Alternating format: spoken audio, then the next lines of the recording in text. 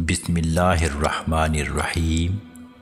حضرت عبداللہ ابن مسعود رضی اللہ عنہ سے مروی ہے کہ رسول اللہ صلی اللہ علیہ وآلہ وسلم نے ارشاد فرمایا، جو شخص فجر کی نماز جماعت کے ساتھ ادا کرتا ہے اور اسی جگہ بیٹھ کر سورہ انعام کے شروع سے 3 آیتیں پڑھتا ہے، اللہ تعالیٰ اس کے لیے 70 فرشتوں کو مقرر فرما دیتا ہے۔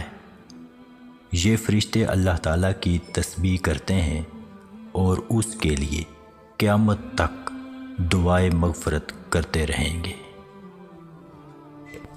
اچھے برتاؤ کا سب سے زیادہ مستحق کون ہے؟ حضرت ابو ہریرہ رضی اللہ عنہ سے روایت ہے کہ ایک شخص رسول اللہ صلی اللہ علیہ وآلہ وسلم کے پاس آیا اور دریافت کیا کہ میری بھلائی اور حسن معاملہ کا سب سے زیادہ مستحق کون ہے؟ آپ صلی اللہ علیہ وآلہ وسلم نے فرمایا، تیری ماں۔ اس نے پھر پوچھا کہ اس کے بعد کون؟ تو آپ صلی اللہ علیہ وآلہ وسلم نے فرمایا، پھر بھی تیری ماں۔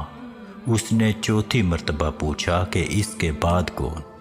تو آپ صلی اللہ علیہ وآلہ وسلم نے فرمایا، پھر تیرا باپ۔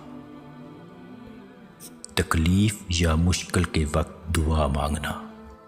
سیدنا ابن عباس رضی اللہ عنہ سے روایت ہے کہ نبی کریم صلی اللہ علیہ وآلہ وسلم تکلیف کے وقت یہ دعا مانگا کرتے تھے، اللہ کے سوا کوئی معبود نہیں، وہ بڑا تحمل والا ہے۔ اللہ کے سوا کوئی معبود نہیں ہے، وہ عرش عظیم کا رب ہے۔